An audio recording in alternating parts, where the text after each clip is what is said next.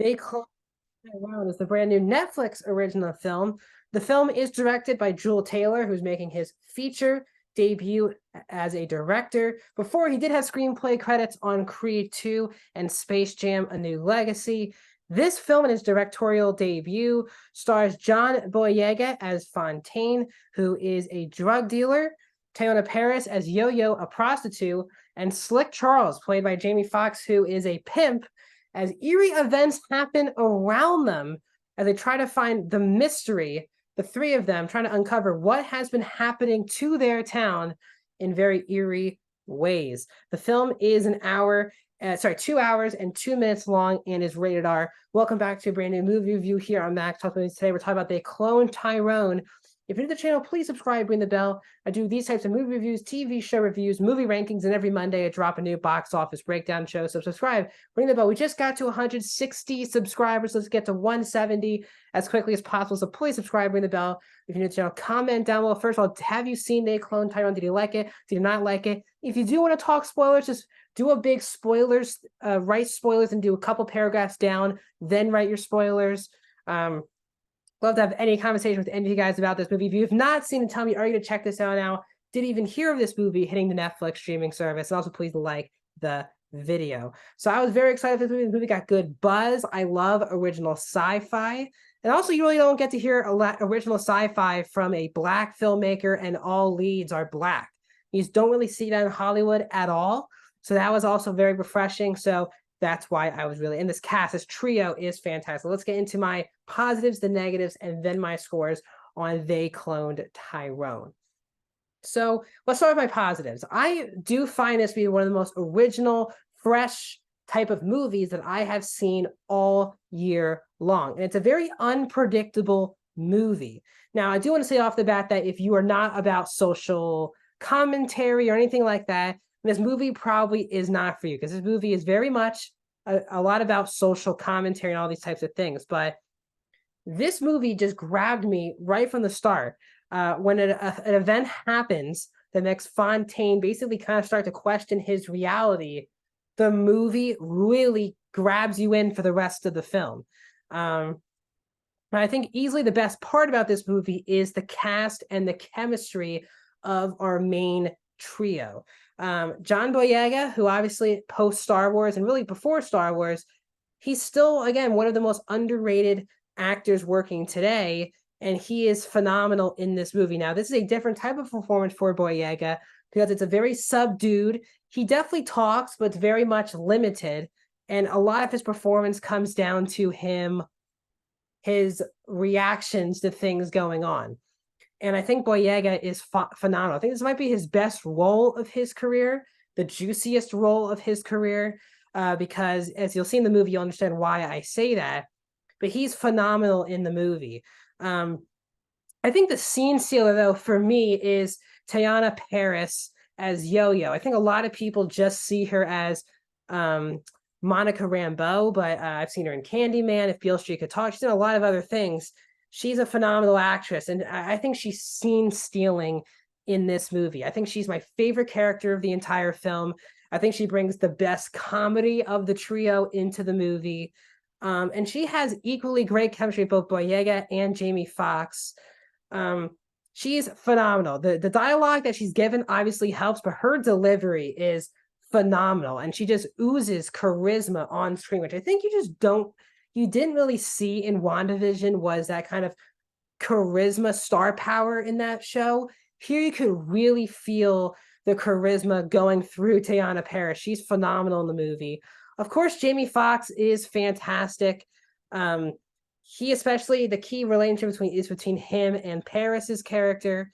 And he's a great actor, and he pulls off also some really good comedy bits. The three of them, though, the way the movie works is that they're three very different characters. As I said, one's a drug dealer, one's a pimp, and one is a prostitute. And the three of them are vastly different characters from each other.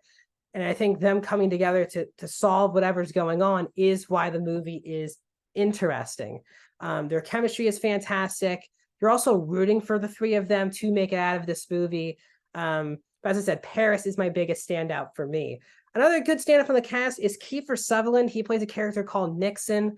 I don't really want to get into because it's not in the plot descriptions. I've looked up all the plot descriptions on IMDb and all these sites to make sure I don't spoil what the movie's about. I don't know if the trailers or the plot descriptions have told you. And because they haven't, I'm not going to say who Kiefer Sutherland's character is, but he is very entertaining in the film. Now, he's a bit too cartoonish towards the third act, but overall, Kiefer Sutherland does the best job that what he is given to him. I also love the soundtrack and the score for this movie. It really does put you in the feel. I think sometimes the look of the movie is really good and sometimes it's not. They kind of go back and forth. But I think the movie also is paced really well. I mean, it is an enjoyable watch really from start to finish, and it really makes you think. I think a lot of people, now this is not like a movie that has an open-ended ending that makes you determine what the ending is. I just mean after the movie, I had to sit and think about what I just watched, what the movie's message is. And I think it's a really powerful message, especially about, let's just call it assimilation, is what I'll say. It is a moving message that I think is done through the most messed up ways possible.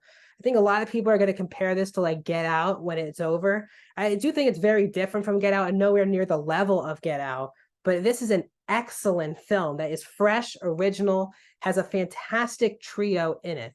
Now let's move into some of my critiques with the movie. I do think there's a bit too many genres that the movie wants to hit throughout the film. I think that sometimes it's just a bit too much. That's what I kind of like about why Get Out's one of my favorite movies of all time. It is a very simple film.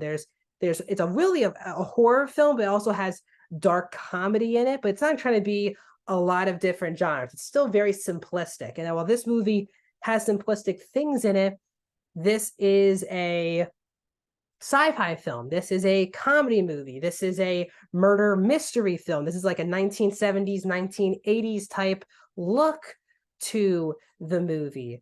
There's a lot of horror aspects. I think there's a lot of things going on. I think they just should have chosen 2 or 3 genres instead of like 4, 5, 6 genres that I think is actually in the movie. I think sometimes it's a bit too much.